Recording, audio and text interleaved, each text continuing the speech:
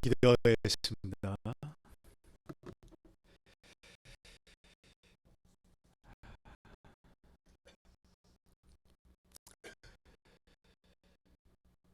주님, 이 시간 저들이 주님 앞에, 주님의 보좌 앞에 저들이 머리를 숙이며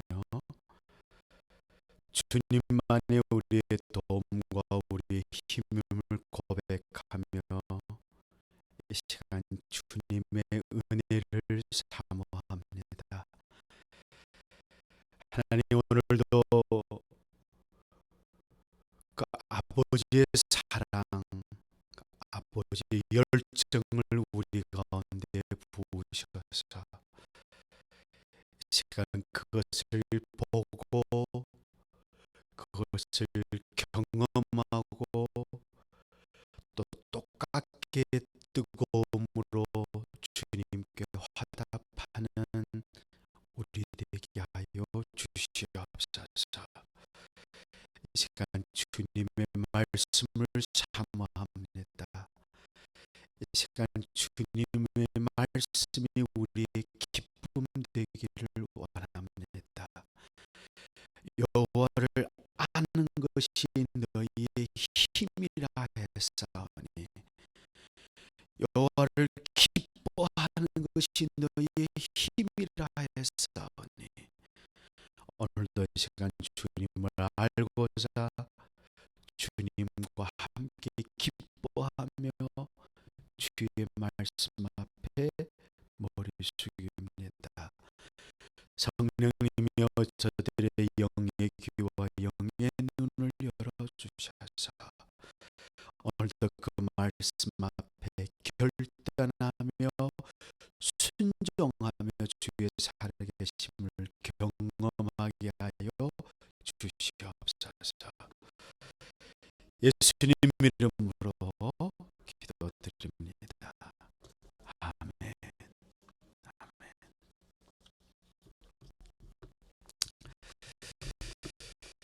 감사합니다. 오늘 시간 마가복음 12장 35절로 44절의 말씀으로 우리 함께 그리스도를 안다는 것은 라는 제목으로 하나님 말씀을 나누겠습니다. 우리가 이 자리에 모인 것은 딱 한 가지 이유입니다. 예수 믿기 때문입니다. 그것은 여러분 우리가 예수를 알고 예수님 때문에 모였다는 얘기입니다.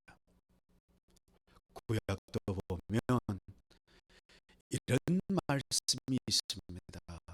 내 백성이 여호와를 아는 지식이 없어 망하는도다. 그런데 우리의 삶 속에서 예수님을 안다는 것은 너무 중요합니다. 그래서 성경 읽고 성경을 가르치는 사람들은 다 예수님에 대하여 그리스도에 대하여 가르치고 있습니다.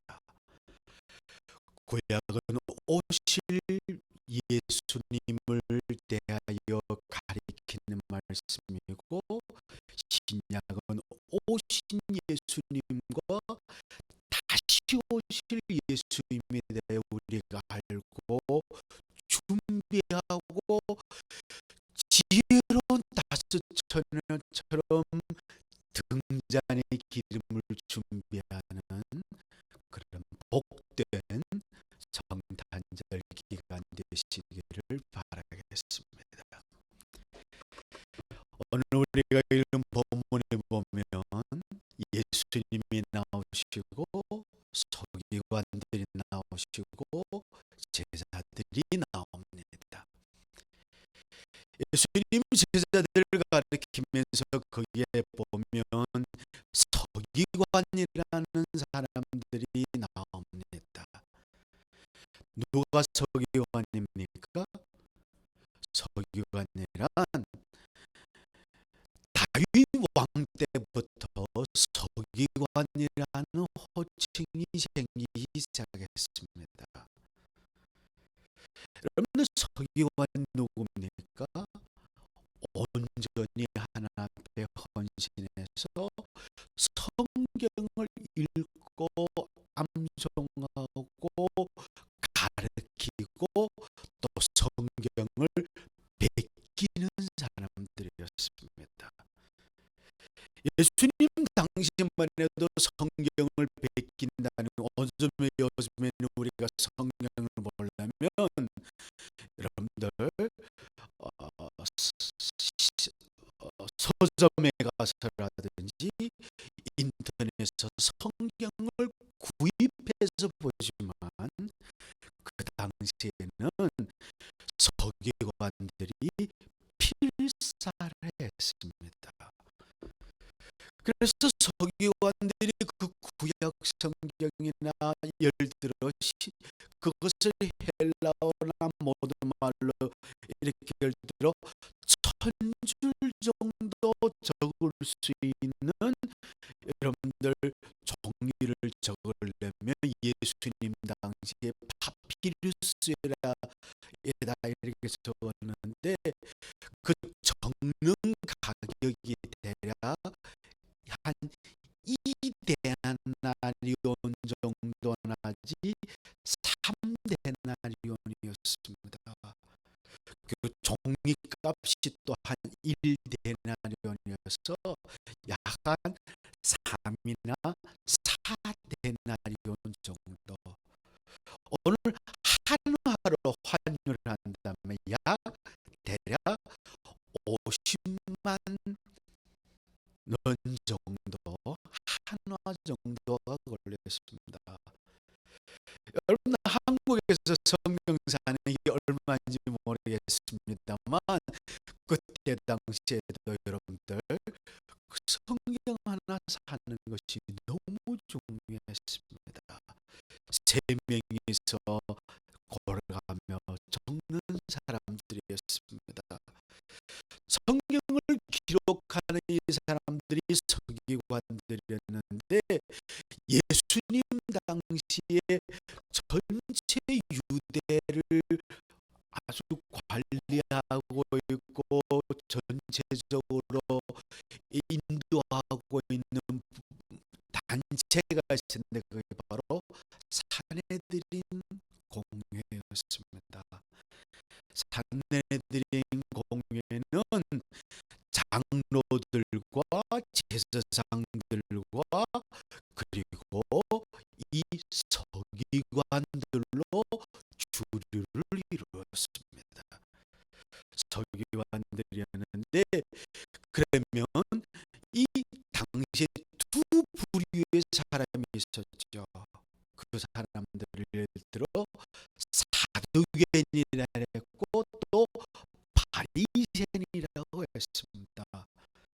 사두개인이 바로 장로들과 제사장들 출신으로 이루어진 것이었고 바리새인이란 바로 이 서기관들로 이루어진 무리였습니다.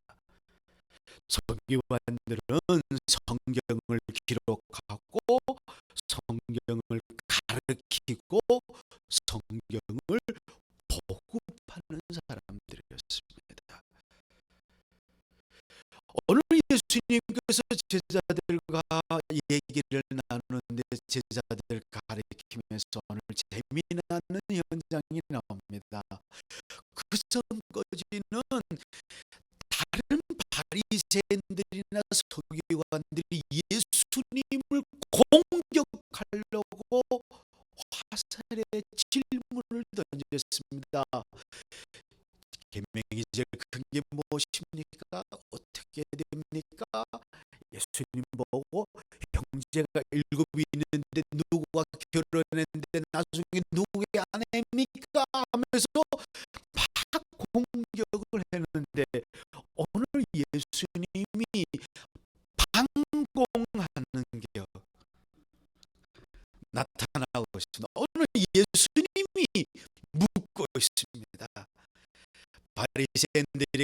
가리키기를 그리스도는 뭐랍니까?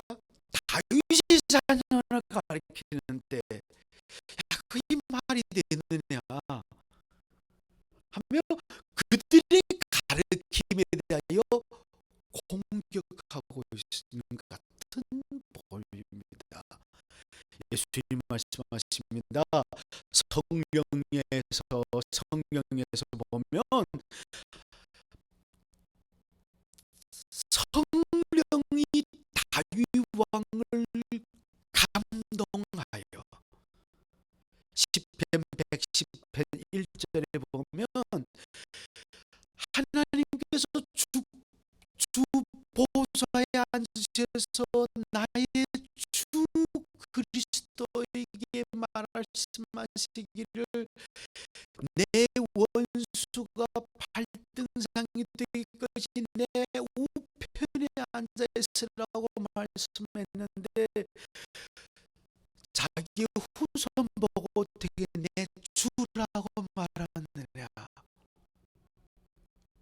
그래서 앉아 듣던 성도들이 굉장히 재밌다고 생각하며 사람들이 귀 기울여 듣고 있었습니다.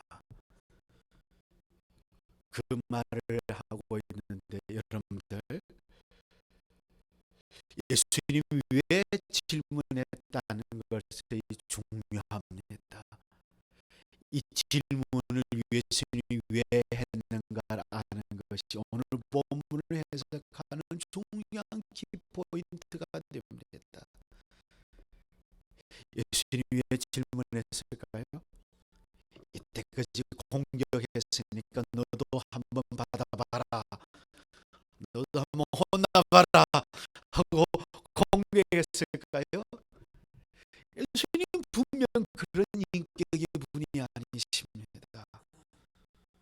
만약 그렇다 하더라도 오늘 성경에 기록되지 않았을 것입니다. 오늘 성경에 기록해서 우리로 듣게 하는 것은 우리로 하여금 오늘 똑같이 우리에게 주시는 말씀이기 때문입니다. 당시 바리새인들은 저와 여러분들보다 굉장히 더 은혜를 많이 받은 사람들이었습니다. 그들은 말씀이 육신이 되어 우리 가운데 오신 그리스도를, 예수님을 두 눈으로 직접 본 사람들이었습니다. 그들은 예수님과 가까이 있으면서 예수님의 가르침을 자기의 두 귀로 직접 들었던 사람들이었습니다. 예수님의 설교를 들었던 사람들. 그 사람들은 자기 두 눈으로 똑똑히 예수님이 행하는 기적과 이적을 본 사람들이었습니다. 그런데 안타깝게도 그들이 모일 때마다 기도하며 메시아를 기다리고 있었지만 모일 때마다 성경을 공부하고 가르친 것이 그리스도를 대망하라고 가르쳤지만 정작 예수님을 만나놓고는 그들이 어쨌습니까? 예수님의 말씀을 거절하고 정작 예수님을 만나서는 예수님의 가르침을 거부하고 예수님을 죄인으로 몰아서 십자가에 못 박아 죽이고 자기들은 멸망의 길로 가게 되었던 것이었습니다. 왜 그렇습니까? 성경은 우리에게 가르칩니다. 그리스도에 대한 지식이 없어서가 아니라 그들이 하나님을 모른다고 얘기하고 있습니다. 여러분, 하나님을 안다는 게 너무 중요합니다. 성경도 보면 호세아서라 등등 성경에 여러분들 쭉 구약부터 보면 하나님은 당신의 백성이 당신을 알기를 원한다 했습니다. 제사는 원하지 아니하고 인애를 원하고 번제받아도 하나님을 아는 것을 기뻐한다고 성경은 얘기합니다. 여러분, 하나님을 아는 것. 여러분들, 성경은 바리새인들이 하나님을 모르기 때문이라고 얘기하고 있습니다. 하나님을 모른다고 얘기하고 있습니다. 너희 마음이 하나님을 사랑하지 않는다고 얘기하고 있습니다. 그렇다면 그리스도를 안다는 것은 무엇입니까? 무엇이 그리스도를 아는 것일까요? 성경은 우리에게 그리스도를 아는 것에 대해 얘기하고 있습니다.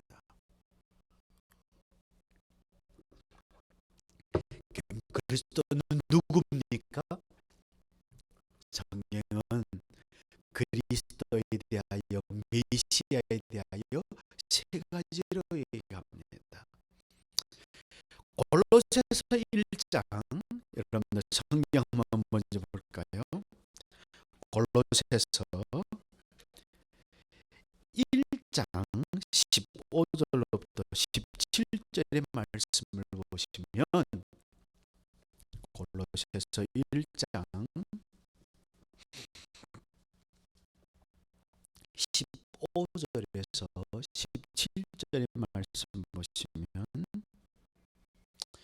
우리 함께 읽어볼까요? 시작.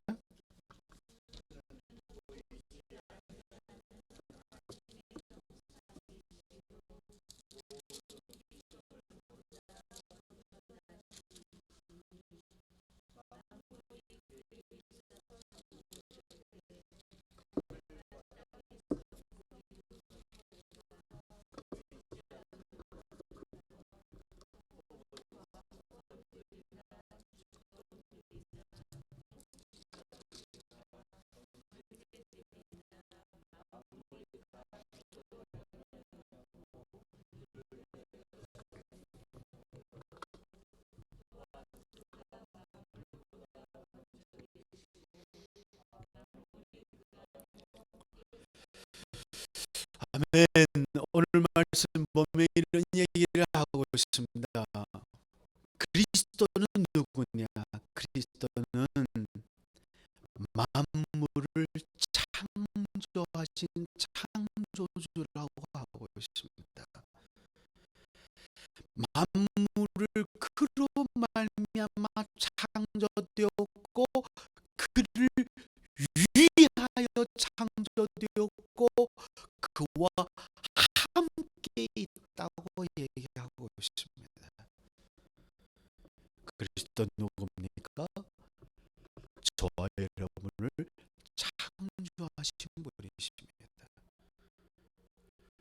그리고 두 번째로 오늘 히브리서 1장 3절 여러분들 돌려보시면, 여러분들 히브리서 1장 3절을 보면 그리스도에 대하여 이렇게 소개하고 있습니다. 히브리서 1장 3절입니다.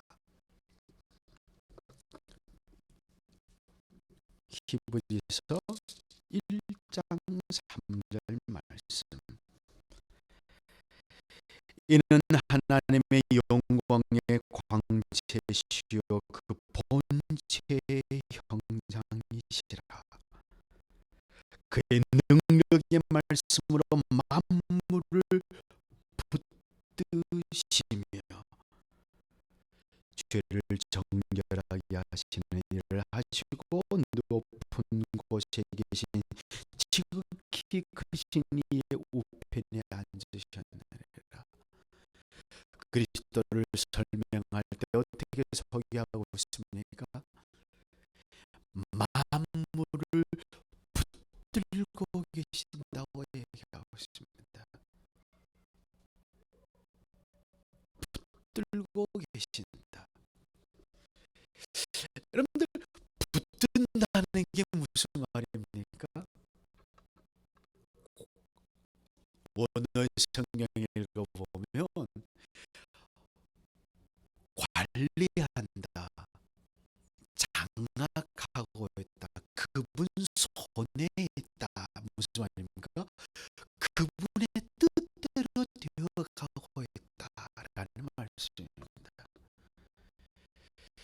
여러분들, 저와 여러분의 삶이 아무리 우리가 험악하고 억울함을 당하고 어떤 일이 있어서 하나님이 계시냐 우리가 의심할 수도 있겠지만, 여러분들, 우리가 알고 있는 것은 하나님의 손에 잡힘 됐다고 여러분들 믿기만 한다면, 정말 우리가 하나님이 만물을 창조하셨고 만물을 붙들고 계신다는 사실을 우리가 믿으신다면, 여러분들, 우리의 마음속에는 평안이 깃들 줄로 믿으시길 바랍니다.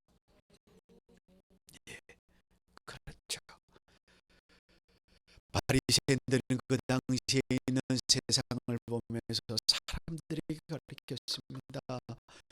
메시아는 창조주이시고 하나님은 만물을 붙들고 계시며, 골로새서에 또 계속해서 여러분들 돌아가서 여러분 보면 골로새서 1장 20절로부터 22절 말씀, 1절 말씀에 보시면,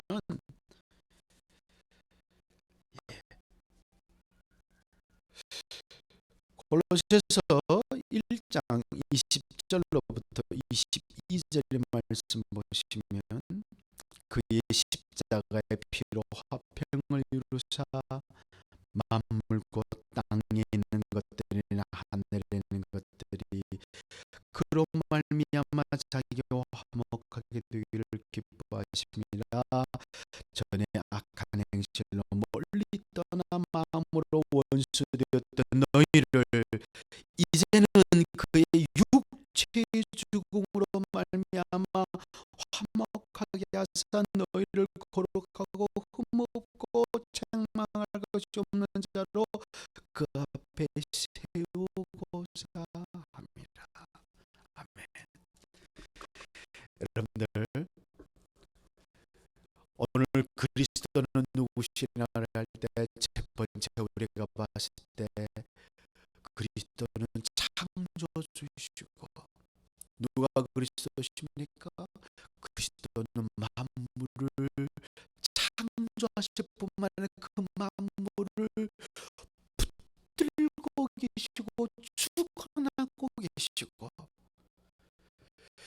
그냥 능력이 있고 붙잡는 능력뿐만 아니라 그분은 그 만물을 사랑하셨어요. 마음으로부터 하나님과 원수되었던 우리를 어찌합니까? 사랑하셔서 희생의 대가를 지불하면서 우리를 구속하여 어느 정도로 흠없고 아무 흠없고 하나님의 그리스도의 장성한 분량이 이르기까지 우리를 빚어가시고 만들어 가지고 쉬지 아니하시는 하나님으로 여러분들 소개되고 있는 줄로 깨달으시길 바랍니다. 누가 그리스도십니까? 창조주이고 만물을 붙들고 계시고 그 만물을 사랑하시고 구속하시고 이끌어 가시는 하나님. 자, 이런 하나님 그리스도에 대하여 바리새인들이 알았을까요? 몰랐을까요? 머리로는 알았다고 성경은 얘기합니다. 그들이 그렇게 가르쳤다고 성경은 얘기합니다. 그리고 예수님 말씀하십니다.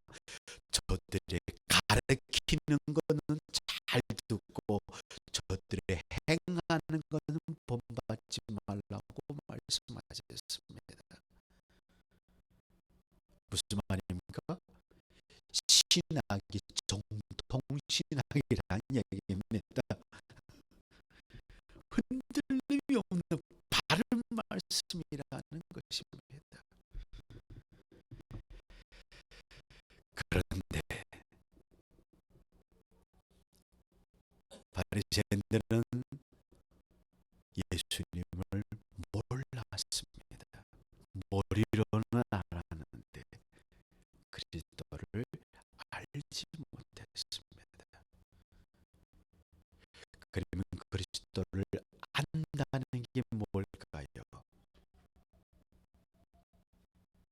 구체적으로 그리스도를 안다면 우리의 삶에 어떤 것이 드러날까요? 그래서 오늘 예수님은 마가복음 12장 35절부터 37절까지 그리스도를 아는 것이 중요성, 그리고 그들이 가르치고 있는 것이 잘못됐다는 그런 가르침을 하는 내용 속에서 갑자기 주제를 바꾼 양 이런 말씀을 하고 있습니다. 서기관들의 외식함에 대하여 얘기하고 있습니다. 여러분들 뭐라 합니까? 한번 성경 볼까요? 여러분들 주보에 보시면 38절부터 갑자기 예수님이 40절까지입니다. 38절부터 같이 읽어볼까요? 예수께서 가르치실 때 이르시되 긴 옷을 입고 다니는 것과 시장에서 문안받는 것과 회당의 높은 자리에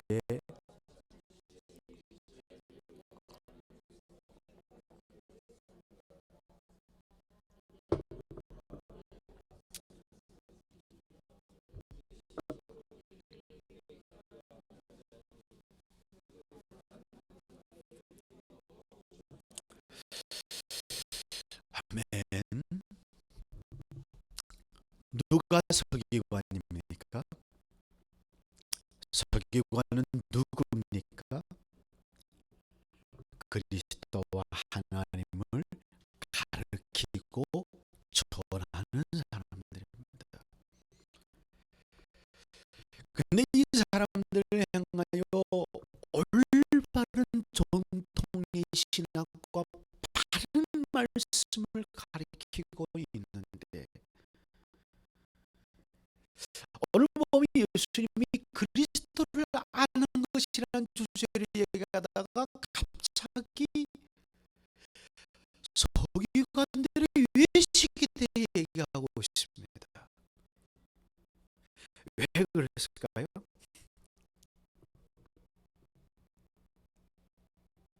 그 이유가 있습니다. 우리가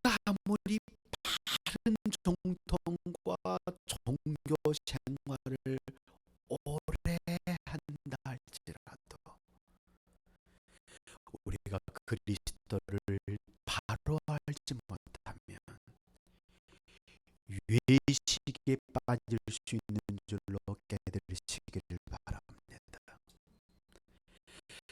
예수를 아무리 오래 믿었고 종교 생활을 아무리 하고 있고 정확한 지식을 전하고 있고 봉사를 하고 있고 할지라도 우리가 하나님의 마음을 모르고 살아계신 하나님의 인도하심과 그분의 의중과 그분의 계획과 그분의 인도하심을 모르고 동참하지 않는다면 우리는 어떻게 된답니까? 외식하게 된다는 것입니다. 제가 한국 와가지고 여러분의 교회 주보나 다른 교회를 돌아보면서 깜짝 놀란 게 있습니다. 이야, 우리 한국 민족은 정말 부지런한 민족이구나. 새벽을 일어나가지고 밤늦도록 철야를 하고 예배도 보면 매일 주일 매일마다 새벽 예배 있고 뭐 수요 예배 또 목요일 무슨 또 구역 예배 목장 예배 금요일 철야 금식 뭐 또 토요일 교회 봉사 주일날 1부 2부 또 뭐 재단에 꽃꽂이 무슨 또 반주 성가 때 와 이것만 하도 살기 바쁘겠는데 또 직장까지 다니시면서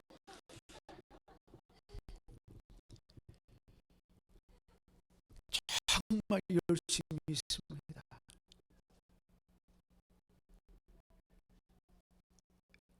여러분들 바리새인들은 우리보다 열심히 덜 했을까요? 아마 우리 못지 않았을 거라고 생각합니다.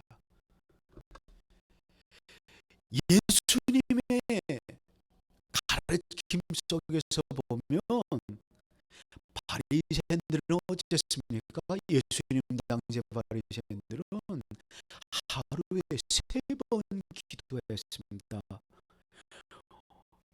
뭐 3번 우리처럼 뭐 아침, 점심, 저녁 기도가 아니라 시간을 맞춰서 그들은 1시간씩 기도를 했습니다.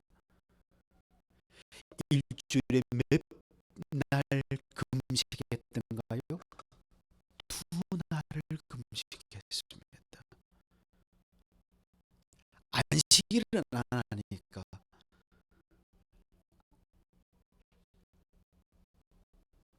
거의 하루 건너 금식했다는 얘기입니다.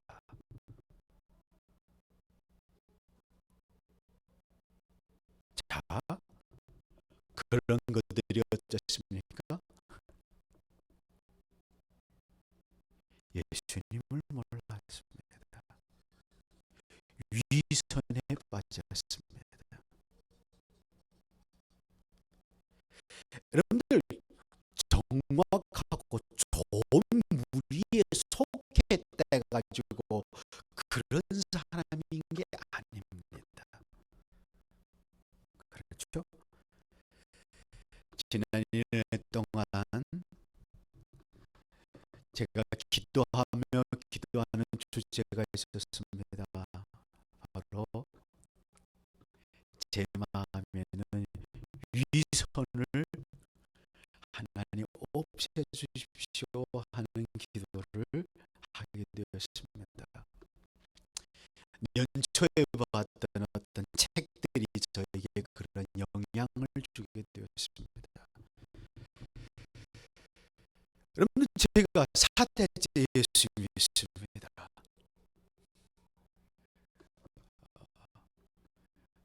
한 80년 전에 황해도에 살던 저희 할아버지 그 가족이 이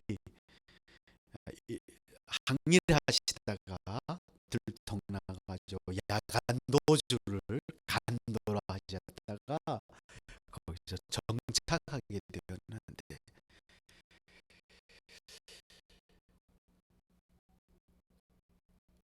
예수를 어려서부터 교회 다녔습니다. 그리고 제가 다닐 때마다 문화대혁명이 끝났기 때문에 교회 청년이 적어가지고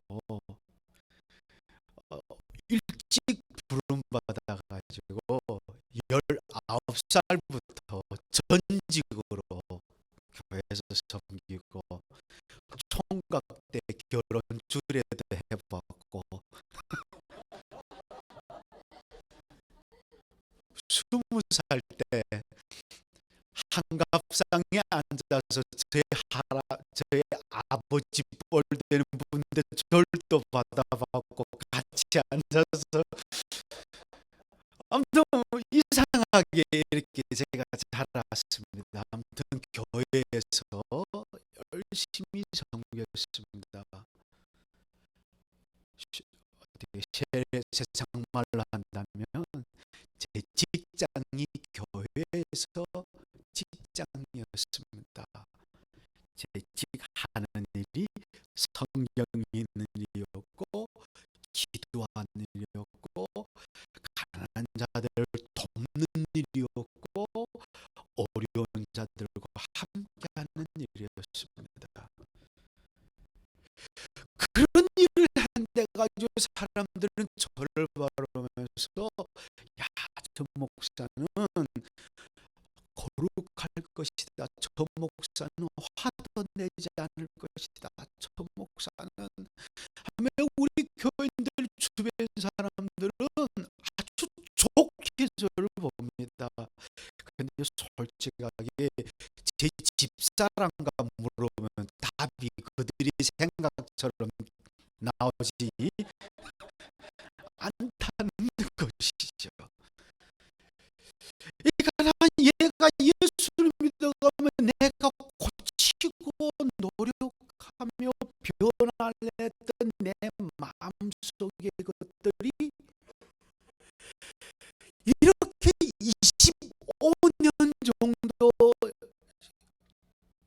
전직으로 섬겼던 나를 변화시켜주지 않았습니다. 그러나 그런 나를 나는 그 사람들에게 스스럼 없이 나는 이런 사람입니다 하고 드러낸 것이 아니라, 내가 나는 보니까 점점 나를 더 감추고 더 멋있게, 더 선량하게, 더 착하게,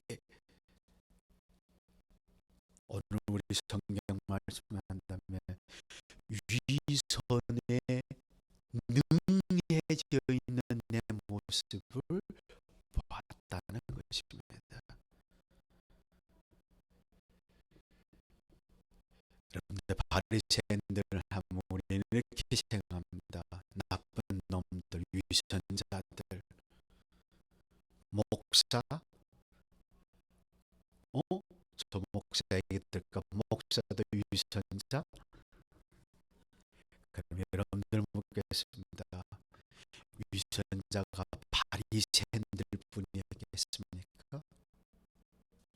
위선자가 목사들 뿐이겠습니까? 우리 모두가 이란 얘기입니다. 하나님을 모르고 우리가 정말 많은 지식이 늘어나면 늘어날수록, 여러분들, 우리는 위선자가 될 함정이 우리에게 사처에 깔려져 있다는 것입니다. 봉사? 여러분들 교회 봉사하면서 우리가 조심하고 주의할 점이 하나가 있습니다. 봉사의 양도 중요하겠지만 양이 결정하는 게 아닙니다. 봉사의 양보다도 봉사의 동기가 더 중요한 줄로 믿으시기를 바랍니다. 바로 그런 것입니다. 그래서 예수님은 그들을 보면서 그리스도를 알면 우리의 삶 속에서 생긴 일이 하나 있습니다. 그게 바로 위선이 벗어진다는 것입니다. 예수님 지금 이 말을 거꾸로 하고 있습니다. 그리스도를 모르니까 너의 삶 속에 위선이 가득하구나.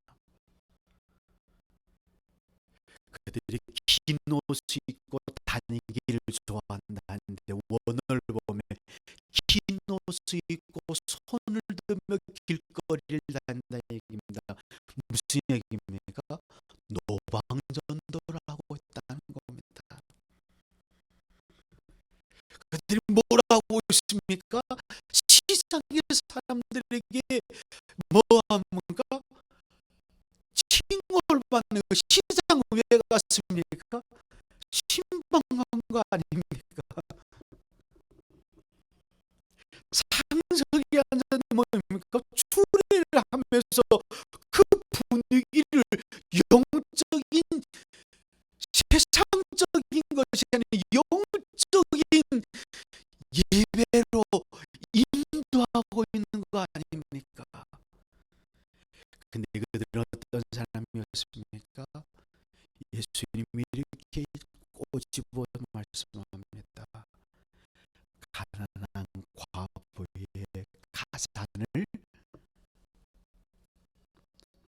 탐하는 사람, 빼앗는 사람. 그러면서 기도는 어떻게 길게 하는 사람.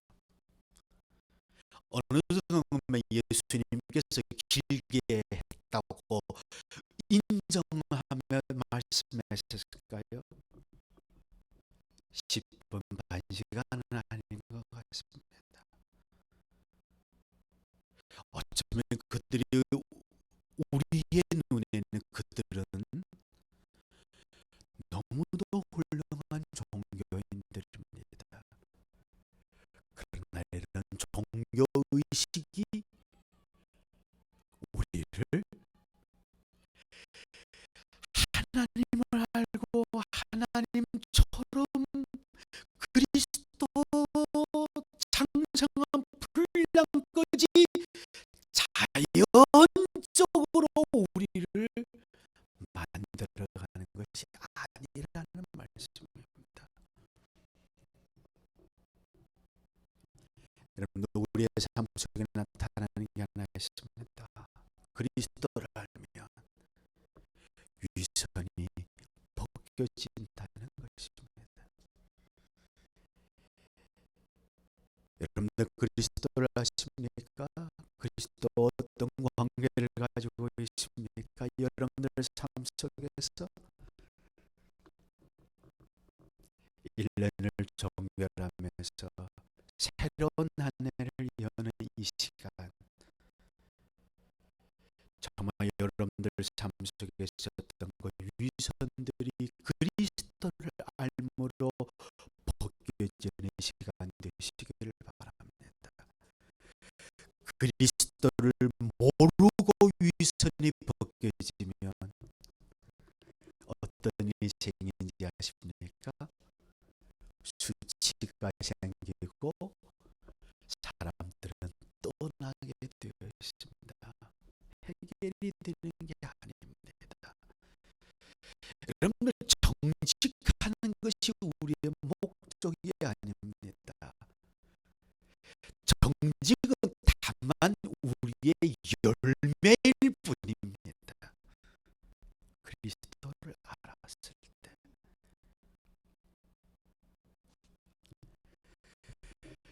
두 번째로 그리스도를 정확하게 알면 어떤 일이 생길까요? 오늘 예수님께서는 갑자기 바리새인들, 서기관들 얘기를 쭉 하시다가 예수님이 갑자기 골상을 끌고 헌금상 앞에 앉습니다. 그런 사람들이 염보를 하는 것을 눈여겨보고 있습니다. 무엇이 헌금입니까? 처음에 헌금은 하나님의 것이라는 것을 인정하는 표시가, 여러분들, 아브라함이 하나님께 드렸던, 여러분들, 그 헌금이 의미가 아닙니까? 빈손으로 왔다가 빈손을 가며, 이 모든 것이 주의 것입니다. 선한 청지고 내가 얻은 것은 주님께서 주신 것입니다. 선한 청지처럼 살겠습니다. 결단하는 것이 헌금이었습니다. 헌신이었습니다. 그래서 여러분들, 헌금을 많이 하면 헌신 많이 하는 사람으로 비춰졌죠. 그러나 여러분들, 헌금을 많이 하면 많이 헌신하는 사람입니까? 성립이 되지 않습니다. 근데 거꾸로는 됩니다. 헌신을 많이 하는 사람은 헌금을 많이 하도록 되어 있죠. 여러분들, 우리가 오늘 성경에서 예수님이 그 헌금에 대해 갑자기 가르치는데, 여러분들 왜 그 얘기를 갑자기 하는가 하면, 문맥소에서를 볼 때 그리스도를 아는 것이라는 얘기하면서 먼저 소극적인 뭡니까? 위선이 없어질 거란 얘기하시면서 두 번째 나타나는 것은, 우리가 그리스도를 알 때 우리의 삶 속에 헌신이 많아진다고 가르쳐주고 있습니다. 오늘 보면 예수님이 연복궤 앞에 앉아 있습니다. 사람들이 헌금하고 있습니다. 줄을 서서. 헌금은 제가 자서 조사해 봤더니, 헌금상은 지금처럼 우리처럼 나무로 만든 것이 아니었습니다. 돈도 우리 현재는 지폐가 아니었습니다. 그때는 뭘 했습니까? 그때는 쇠로 부어 만들어서 큰 나팔을 엎어놓은 것처럼 생긴 것이었습니다. 그리고 그것을 어디다 놨는가 하면, 성전 안에 보이지 않는 곳이 아니라 들어오는 입구에 사람들이 잘 보는 거기다 놨습니다. 광장 앞에. 그러면서 사람들은 헌금을 할 때 어찌입니까? 돈을 아무나 받지 않았습니다. 예를 들어 제가 오늘 헌금할 때 이민폐를 헌금했습니다. 근데 그때 당시는 안 받았습니다. 왜? 성전에서만 사용하는 돈을 써야 했습니다. 그래서 사람들이 환전을 해야 했습니다. 사람들이 환전하면 또 이유를 빼먹는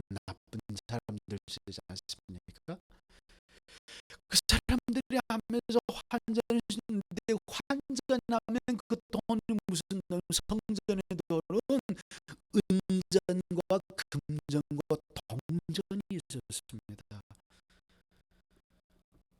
사람들이 그 돈 가지고 집니까? 많이 오늘 보면 부자들이 많이 헌금했다십니다.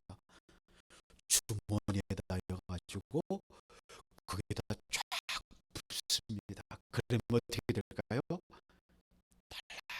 떨어지면 소리가 납니다. 꼭 마치 저리니까 도박하는 데서 이렇게 빠친코랑가 탁 소리 나는 것처럼 뭔가 사람들을 흥분시켜 눈길을 끄고 있는 부자들이 흰 옷을 입고, 주일이면 특별하게 목사가 정장이고 흰 옷을 입고 흰 옷을 입고 그 묵직한 큰 돈 부대를 들고 거기다 붙습니다.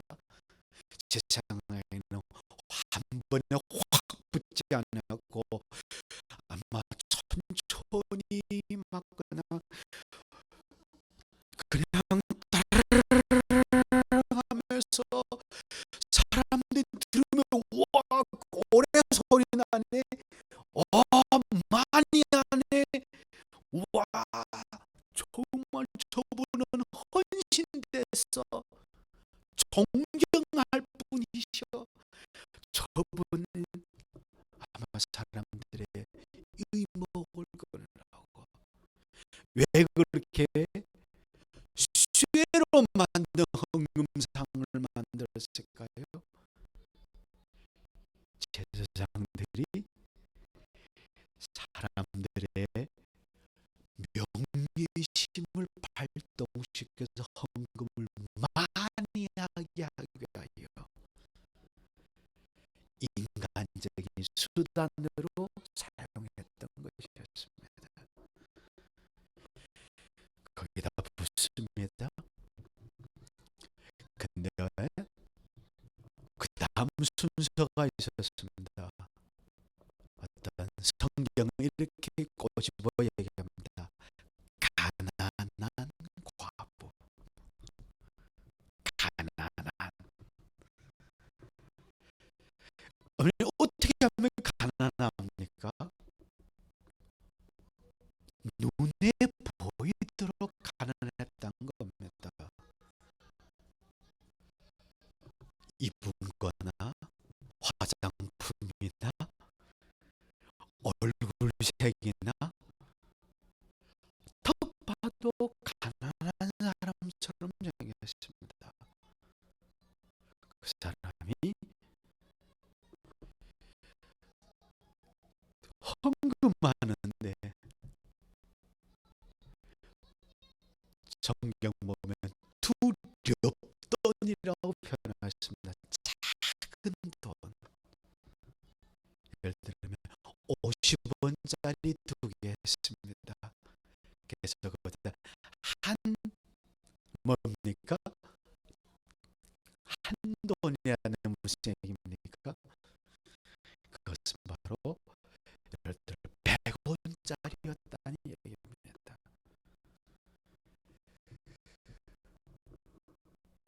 그것을 헌금하는 순간 사람들이 에게 아마 했을 거고,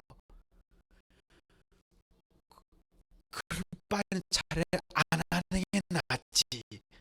어떻게 생각할지는 몰랐겠습니다만, 그러나 여인은 즐겨 헌신했습니다.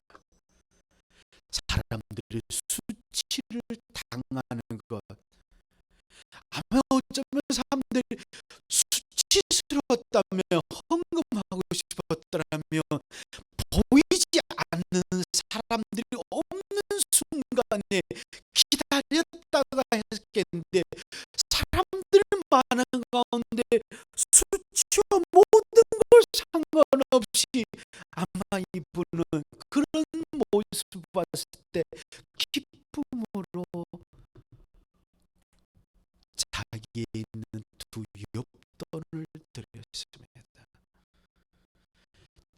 그걸 보는 순간 예수님께서 끝 하고는 제자들을 불러 모아놓고 가르치기 시작합니다.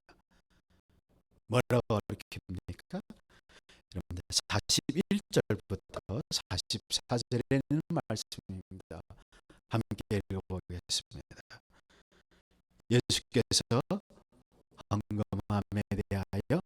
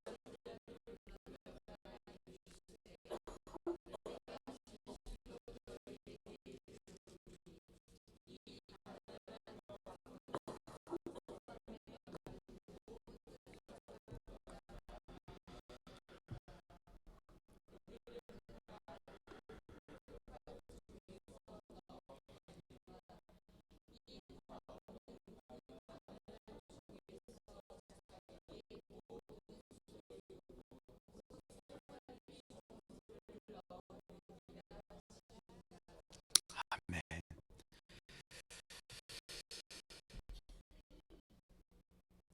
오늘 헌금에 대하여 예수님이 가르칩니다. 헌금이 뭡니까? 하나님에게 대상은 하나님이고 동기는 하나님께 헌신하고 자기가 누군가 알고 선한 정직으로 살겠다는 결단이 헌금이지 않습니까? 감사의 마음이었고, 종잣돈을 뭐 낚시 던지듯 던지는 것이 아니라, 그걸 보면 예수님의 헌금에 대하여 오늘 보면 몇 가지 원리에 대해 가르치고 있습니다. 첫째는 헌금의 기준입니다. 화폐 양이 아니었습니다. 자기가 가진 것에 비례하는 것이었습니다. 예수님이 이렇게 설명합니다. 예수님 뭐 할 줄 몰라서가 아니라 그렇게 좌르르 붙고 있는 부자들 보면서 두렵던 딸랑거리 때리는 가난한 과부를 보면서 예수님이 이렇게 말씀하십니다. 이 과부가 헌금한 것이 지금 여기에는 모든 사람들이 헌금한 것보다 더 많다. 왜? 저 사람들은 자기가 가진 것이 풍요로움 속에 여유 있는 곳에서 얼마를 한 것이지만 이 여인은 자기 생활비에 전부를 드렸다. 모든 걸 자기의 삶을 하나님께 바쳤다라는 표현을 하고 있습니다. 헌금의 기준이 뭡니까? 양이 아니라 비례였습니다. 둘째로 더 중요한 것은 바로 헌금의 대상과 헌금의 동기라는 것입니다. 누구에게 하는 겁니까? 어디에다 하는 겁니까? 왜 하는 겁니까?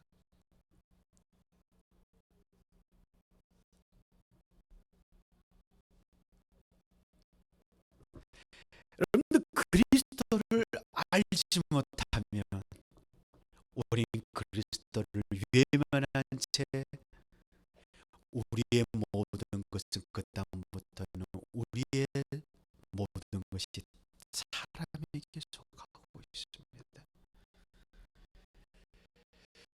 교회를 봉사하며 헌금도 많이 하고 교회에 일하는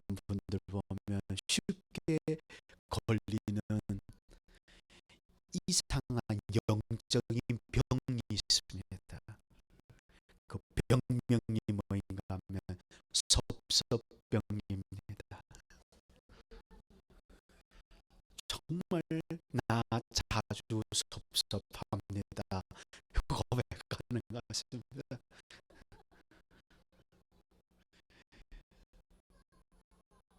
알아주지 않을 때, 높여주지 않을 때,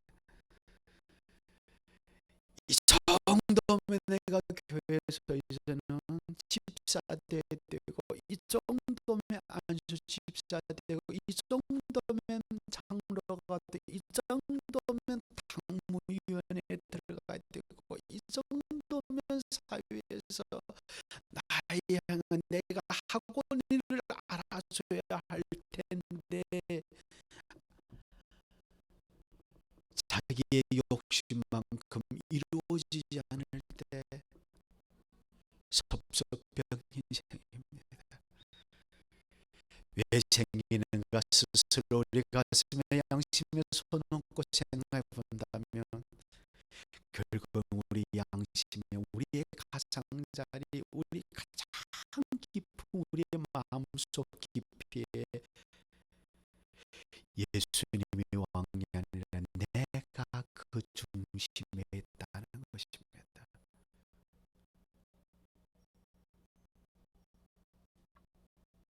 내가 중심에 있다는 얘기입니다. 여러분들 그리스도를 안다면 그리스도가 누굽니까? 창조주십니다. 그리스도 누굽니까? 만물을 붙들고 계십니다. 주장하고 계십니다. 그리스도 누구십니까? 사랑하십니다. 이 붙들고 있는 것을. 그렇다면 그 창조주가 창조되심을 그분께 드려야 할 경외하심과 그분께 돌려야 할 영광을 돌려야 되는데 우리는 그걸 어찌입니까? 도둑질하고 있는 것이 우리의 모습입니다. 헌금하면서 헌금의 양을 중요하다고 생각한 아나니아와 삽비라 두 부부 있지 않습니까? 집을 팔았습니다. 예를 들어 2억짜리 아파트를 팔았습니다. 억을 헌금했습니다. 그리고 어쨌습니까? 죽었습니다. 웃기는 것은 일전 한 번 안 한 사람은 안 죽었는데 억 단위로 헌금한 사람은 죽었습니다. 왜? 초대교회 당시 예수님이 하나님이 교회를 세우면서 온전한 본과 유를 우리에게 온전히 가르쳐주고 있는 것이었습니다. 무엇입니까? 여러분들 그리스도를 안다는 게 뭡니까? 여러분들 스스로 내가 그리스도를 아는가 스스로 한번 체크해 본다면 내가 그리스도를 아느냐는 내가 허위가 위선이 있느냐 없느냐가 아니라 누구나 다 있습니다. 예수님 오실 때까지 우리에게는 위선이 있을 것입니다. 그러나 날마다 위선이 벗겨져 가고 있느냐라는 것입니다. 아니면 날마다 위선으로 내가 가면을 점점 두껍게 쓰느냐는 것입니다. 여러분들 그리스도를 아십니까? 그리스도 아는 것은 바리새인들처럼 일주일에 2날 금식하고 봉사의 양이 많은 것으로 우리가 그리스도를 아느냐를 판가름하는 것이 아니라, 그리스도를 아느냐를 판가름하면 우리의 위선이 날마다 벗겨져 가고 있는지, 내가 날마다 나를 돌이켜보고 있는지라는 것이죠. 그리스도를 아느냐는 두 번째 질문이 있습니다. 나의 삶 속에 헌신이 점점점 많아지는 겁니다. 기쁨의 헌신이 많아지는 겁니다. 가부의 가난한 과부의 두 엽돈의 헌신처럼 우리의 전부를 우리가 많아서 다 드리는 것도 아니고 적어서 다 드리는 것도 아니고, 정말 우리에게 이 하나님 앞에 기쁨으로의 헌신이 우리의 삶 속에 날마다 많아지고 있는 내가 그리스도를 아느냐 모르냐를 판가름하게 됩니다. 제가 존경하는 존 스토트 목사님이라는 분이 계십니다. 90세에 2011년에 돌아가셨죠. 90세에 주님 품으로 돌아갔습니다. 영국의 어느 작은 도시에서 태어나가지고 그 작은 도시의 교회에서 자라다가 그 교회, 작은 교회 목사님이 야 너는 신학교 가라 해서 순종해서 신학교 갔다가 그 교회로 돌아와가지고 죽을 때까지 독신으로 사시다가 주님 품으로 돌아간 어떤 목사님이십니다. 근데 이 목사님이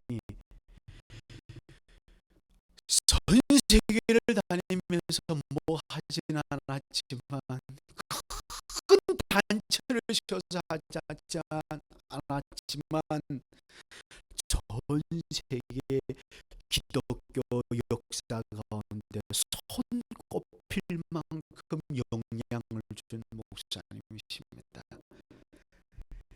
이 목사님이 쓴 수많은 영성의 소설과 기도와 그분의 영성에 대한 가르침이, 제자 훈련이 수많은 교회와 성도님들과 많은 목회자들을 변화시켰습니다.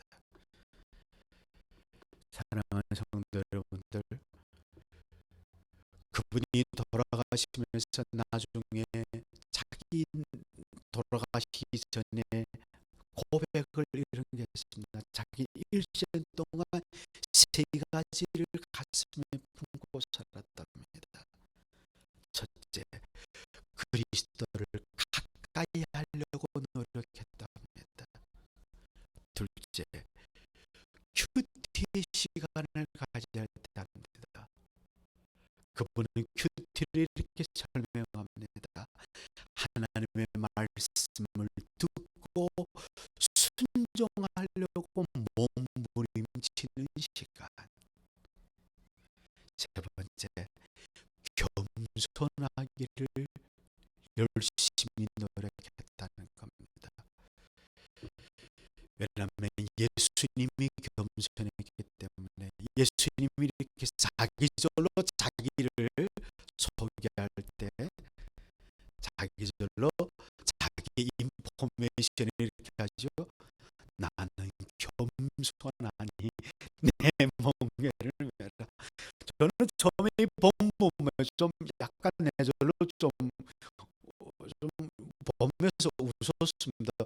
무슨 겸손한 사람이 자기절로 겸손하단 말하냐, 이게 뭐 겸손이냐 했는데, 결국은 제가 알게 예수님 말씀하신 겸손은 우리가 생각하는 그런 언어나 행동이나 드러나는 밖에 어떤 겸손한 척하는 모습이 아니라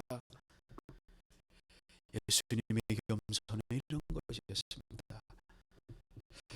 존 스토트 목사님이 겸손의 훈련에 대해 얘기하면서 램지 목사님의 글을 인용하면서 이렇게 얘기합니다. 어떻게 하면 우리가 하나님 앞에서 겸손해 줄 수 있을까?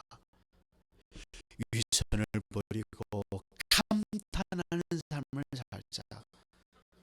위선을 버리고 나이 보면 하나님이 주시는 걸 보며 하나님께 감사하면서 늘 하나님께 감사하는 삶을 살며 우리는 겸손해진다. 왜? 감사는 뭡니까? 누가 나에게 주는 것을 알기 때문에. 두 번째는 그는 그분 말씀하시기를 어떻게 하면 우리가 하나님 앞에서 겸손해 주실까? 고백하는 삶을 살라는 것입니다. 하나님 앞에서 늘 자백하는 삶. 내가 누구인가를 늘 돌이키며 하나님의 거울에 비춰서 다른 사람과 수위를 경쟁하면 나는 저 사람보다 낫다고 아니라 하나님 앞에 서면서 자기를 비추면서 그리스도와 자기를 비추면서 자기 잘못된 것과 연약함을 하나님 앞에 고백하는 삶. 그리고 마지막으로 재미나는 거, 처음이 그때는 이해되지 않았습니다. 굴욕을 견디는 것이다 라고 얘기합니다. 우리가 어떻게 하면 겸손해질 수 있을까? 굴욕을 견뎌야 합니다 라고 얘기합니다. 가만히 생각해 봤습니다. 맞는 얘기인 것 같습니다. 여러분들 주변에 소위 성공했던 사람들을 보십시오. 그들이 가장 못 견디는 게 있다면 바로 굴욕입니다. 자기의 명예를 조금만 침범해도, 자기의 자존심을 조금만 건드려도, 조금만 성공해서 회사의 직원이 조금만 말아도 자기의 말이 그대로 이루어지기를 원하는 것이 인간의 모습입니다. 교만의 모습입니다. 겸손의 반대.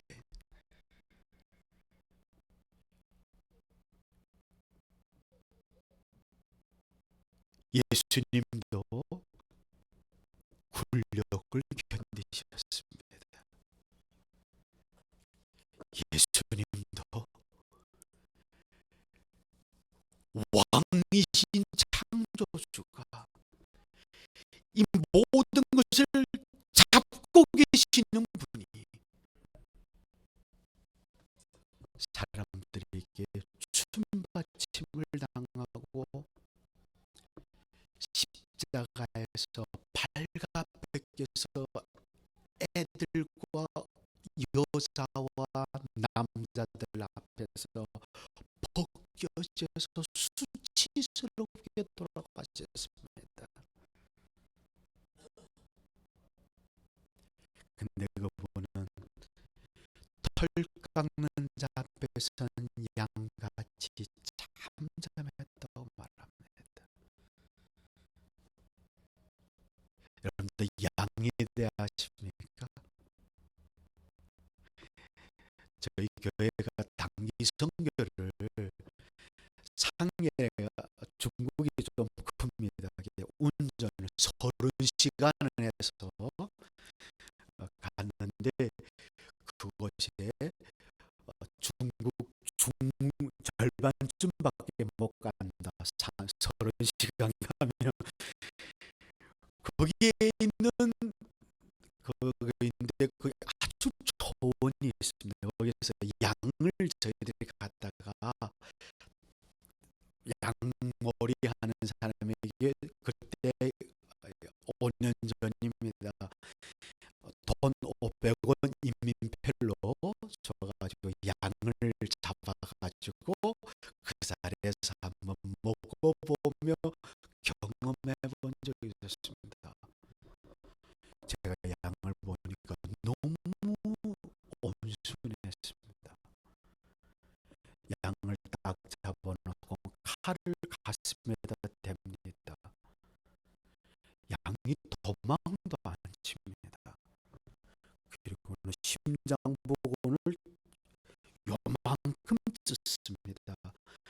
그리고 손가락을 눈에서 손으로 심장 그 대동맥을 꽉 눌러서 못 나가게 해놓으면 뭐 2, 3분이면 죽습니다. 그리고는 모든 걸 다 내놓습니다. 왜 예수님을 양으로 표현했을까? 그때 제가 절실히 이래서 이렇구나 했습니다. 왜 그분이 얘기할 때 양을 잡는 데인데 여러분들 염소가 있습니다. 염소를 잡는데 몇 사람이 동원되는지 아십니까? 5명.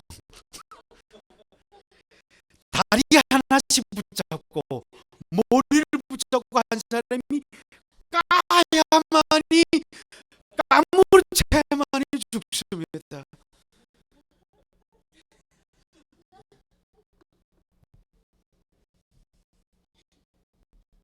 예수님이 양처럼 염소처럼 막 뻐덕거리면서 막 안 그랬습니다. 여러분들 산제사로 드리라.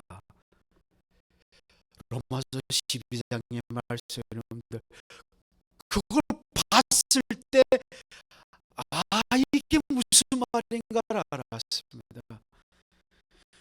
아마 우리 같으면 산제사 드리면 개 나오겠는데 예수님은 참잠해졌습니다. 왜? 능력이 없어서가 아니죠. 굴려고 졌답니까? 견디셨다는 것입니다. 예수님이 십자가 때 내릴 수 없는 능력이 없어서가 아니었습니다. 그분은 창조주였고 붙잡고 계시는 능력의 분이셨는데 권세와 능력이 있으셨는데 근데 그분이 우리를 위하여 죽으셨다는 것이죠. 그분을 안다면 우리는 그분이 왜 그 일을 했다는 것을 우리가 안다면 그분이 우리를 왜 이렇게 인도하는가 안다면 아마 우리의 삶의 태도는 전혀 다를 것입니다. 그리스도를 안다면 그리스도를 따라야 됩니다.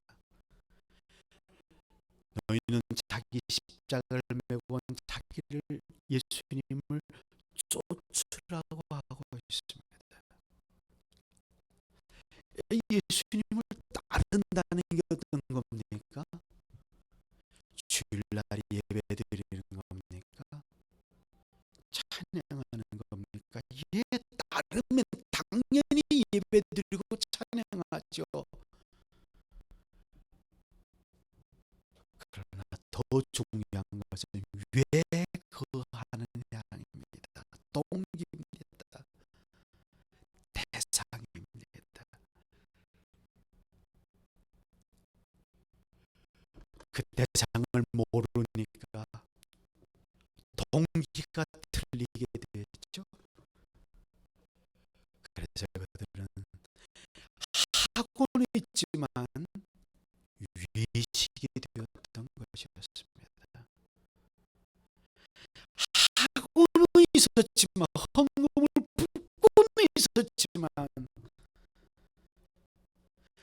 하나님에게 한 것이 아니라 사람에게 한 것이었죠. 사람들이 영광을 받으려고 했던 것이었습니다. 헌금도 헌금의 얘기를 나온다니까 더 말씀드려 보겠습니다.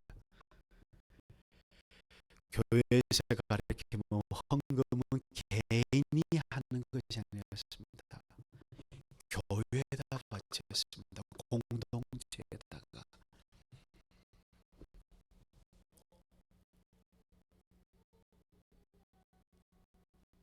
성경은 정례로 개인이 하는 것이 헌금이라고 하지 않았습니다.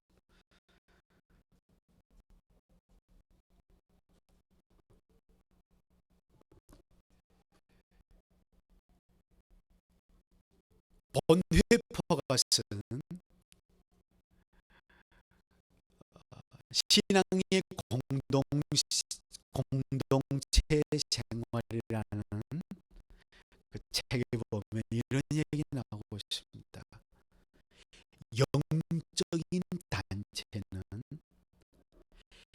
사람과 사람만의 관계는 아니다라는 표현하고 있습니다. 좀 어려운 얘기지만 무슨 말인가 하면, 우리가 교회에 와가지고 사람과 사람으로 인간적인 관계로 맺어져서 인간 관계 때문에 혈연이나 지연이나 학연 때문에 모여지는 것이 교회가 아니라는 것입니다.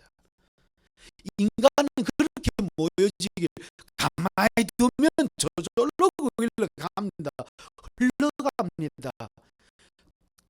뜨는 또 내려가는 물에다 모이가 놓으면 또 내려가듯 인간을 가만히 두면 그렇게 됩니다. 근데 성경은 그렇게 말하지 않습니다. 거꾸로 올라가는데 어떻게 한다는 겁니까? 인간의 방법이 아니라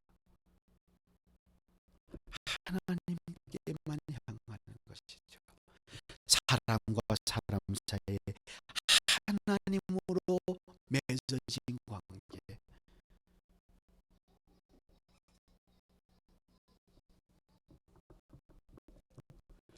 여러분들 그걸 떠난 다음에 인간과 인간과 관계를 맺어서 교회한다면 그 관계는 언젠가 깨집니다. 서로 도와주고 이해관계가 되면 정말 인간이 악한데,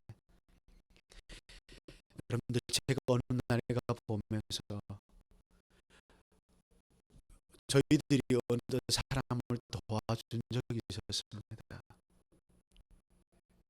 도와준데 이 사람이 교회도 잘 안 나옵니다. 성경도 안 읽습니다. 제가 화납니다. 교회 오지 않으니 이렇게 도와줬는데, 그 사람도 화납니다. 뭔데 니 도와준다고 그딴 그러느냐. 오히려 제가 수치를 당하고 돌아와서 가만히 생각해 봤더니 제 정말 죄악된 본성이 보였습니다. 우리 누구를 도와주면 나의 도움을 받는 사람을 지배하고 사는 마음이 생깁니다.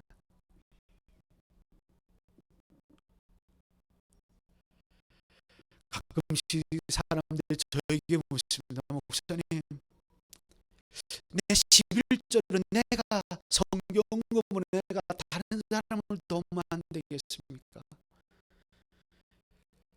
내가 감사함으로 내가 다른 일을 하면 안 되겠습니까? 봐가면서 믿음의 분량에 따라 제가 대답해 주기도 하고 웃기만 하기도 하고 그럽니다.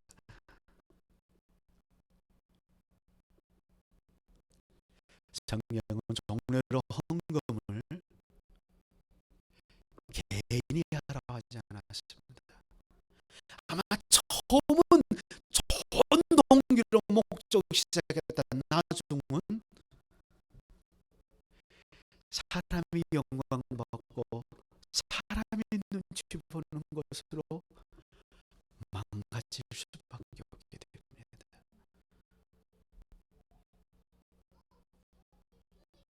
여러분들 그게 헌금이죠.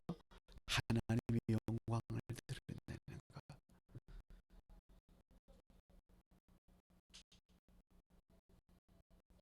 제가 이 말하는 것은 헌금 어떻게 하라는 겁니다. 그러면 여러분들 그럼 내 돈으로 남 돕지 말아야 됩니까? 도와도 되죠. 그거는 그때부터 헌금이 아닙니다. 이름을 바꿔야 됩니다. 자선입니다. 자선해야 됩니다. 헌금 외에. 아니, 헌금을 해라고 말하기보다도 정말 여러분들이 영원이라는 것이 있고 죽은 다음에 하늘나라가 있다는 걸 믿는다면 정말 그 하늘나라에 여러분들 적금을 들기를 원한다면 자선의 이름으로 아니면 정말 하나님 앞에 드려지는, 제가 이 말씀을 드리는 것은 여러분들을 뭐 해라는 것보다도 여러분들의 대상과 여러분들의 섬김의 동기가 무엇인가를 생각하고서 하는 것입니다. 그리스도를 알면 우리의 행동, 언행, 목적, 가치관, 대상, 동기 달라지게 되었습니다. 그럼 오늘도 이 말씀을 통하여 하나님 우리에게 말씀하십니다. 그리스도를 알기를 원한다. 내 백성이 하나님 아는 지식이 없어서 망한다. 여러분도 오늘도 하나님을 알므로 말미암아 여러분들 삶 속에서 날마다 위선이 벗겨지고 날마다 여러분들의 삶의 영역 속에 온전한 헌신이 드러나서 하나님 되심과 하나님의 공급하심과 축복의 통로로 쓰임받는 놀라운 하나님의 인도하심을 경험할 수 있는 저와 여러분 되시기를 바라겠습니다. 기도하겠습니다. 하나님,